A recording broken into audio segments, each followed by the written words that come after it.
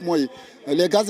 lacrymogènes yi nga xam ne sànni nañ ko également ay jafe-jafe neen lay indi ci mbir mi voilà nekk situation boo xam daanaka da leen des leen disperser dañoo tasaaroo jamono ji léegi nag il essaie de se réorganiser en petite li nga en petit parti en petit groupe du moins dem fi nga xam ne mooy assemblée jéem a wane li nga xam ni mooy seen naqar jëm ci li nga xam ni mooy bés bi voilà ngeen seen mi ngi noonu en tout cas les premiers gaz lacrymogènes yi nga xam sànni nañ ko moo indi tasaaroo bi boo xoolee mbedd mi daanaka par petit groupe ñoo fa nekk jëm ci cette situation kan la voilà woo ko voilà mu nekk lu nga xam ni mu nekk li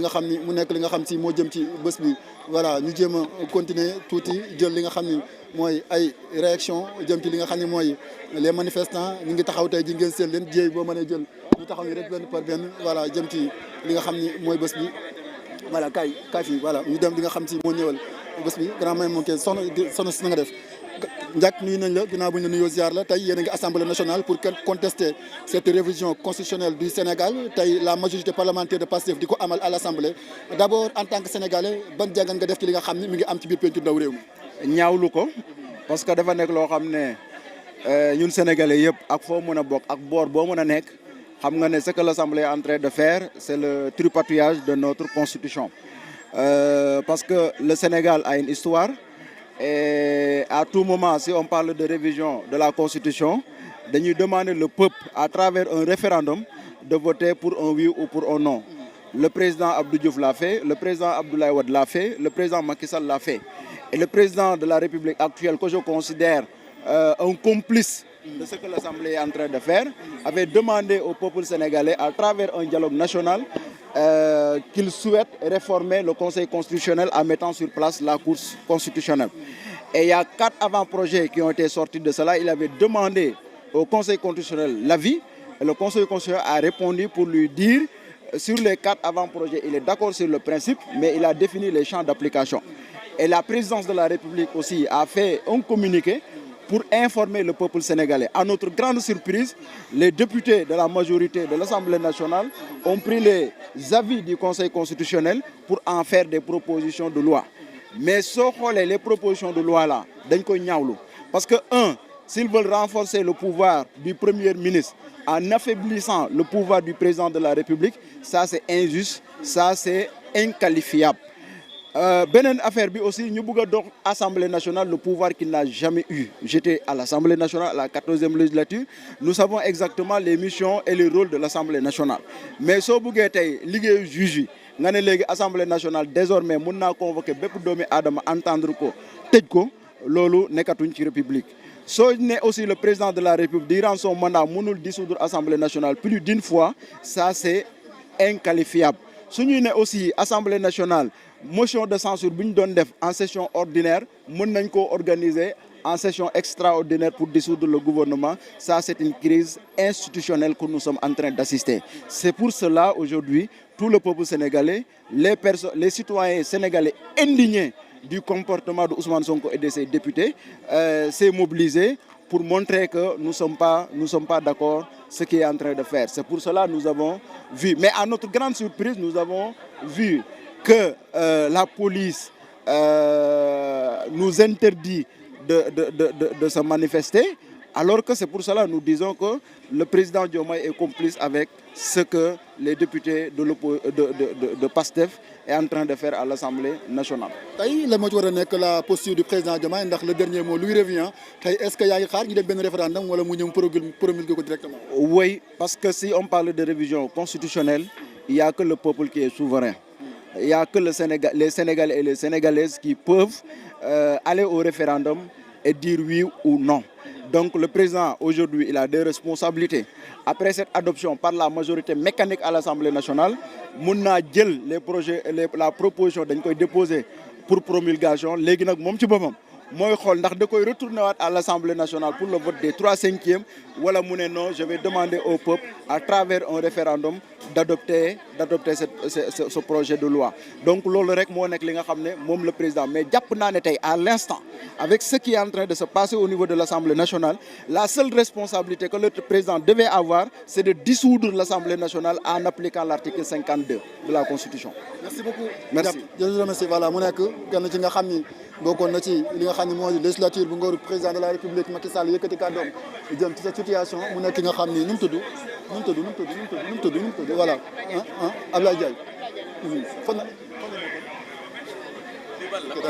voilà mu nekk lu nga xam ne ñëwal na voilà mu nekk lu nga xam tey bi moo ñëwal sa situation jëm ci li nga xam ne mooy politique bu Sénégal 2 minutes rek 2 minutes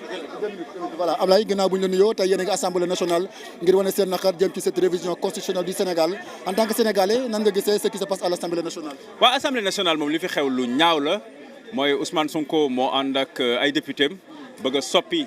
constitution au Sénégal bëgg a toroxal Sénégal bëgg a mabal république du Sénégal ak état de droit bi mu koy def nag mu ngi ci ànd ak Bassirou Faye ak Aminata Touré ñooñu ñu àndal parce que ñoom ñëpp a yem li ñu leen di wax nag mooy ñun alliance pour la république ànd ak l'opposition démocratique et républicaine ànd ak toute la société civile ak les forces vives ñëw nañ tey jii pour wax déedéet lii duñu ko nangu pour xeex ko ak ànd ak le peuple sénégalais buntu assemblée nationale boo xam ne dañoo woote une mobilisation massive li ñuy laaj nag du méttiwul lenn rek la mooy le retrait immédiat et sans condition de ce texte qui est absolument dangereux parce que texte boo xam ne dafa ñëw bëgg a soppi Sénégal jëlee ko démocratie def ko dictature jëlee Sénégal ci état de droit def ko une autocratie boo xam ne Ousmane Sonko ak Bassirou Faye moo koy jiite ñun loolu duñu ko nangu Alliance pour la République dafa ànd ak opposition bi yëpp ànd ak société civile bi yëpp pour xeex lii parce que li fi xew du affaire parti du affaire société civile li fi xew askanu Sénégal lépp la concerné parce que constitution Sénégal gi yëpp ñoo ko bokk parce que mooy charte bi nga xam ne nii ci la toutes les institutions de la République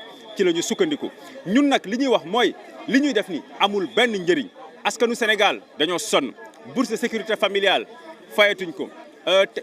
fi président Macky Sall bàyyi woon réew mi ci infrastructure ñoom bañ fi ñëwee ba tey ñaari at rond-point tabaxuñ ko fi ñu ngi jël suñuy camarades ñoom Mamadou Gueye ñoom Pape Malick Ndour